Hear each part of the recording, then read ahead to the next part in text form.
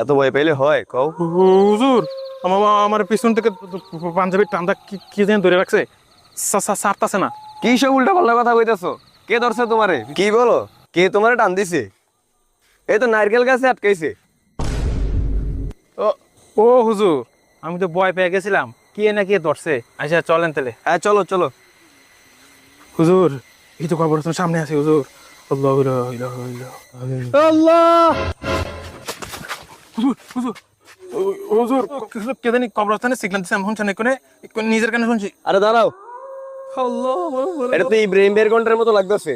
চলো দেখি তো বিষয়টা। আল্লাহ, তুমি মাফ করে দাও। আসসালামু আলাইকুম, আপনি ইব্রাহিম ভাই না? ওয়ালাইকুম সালাম। হ্যাঁ, আমি ইব্রাহিম। দেখছো এটা ইব্রাহিম ভাই। এত ভয় পাও কেন?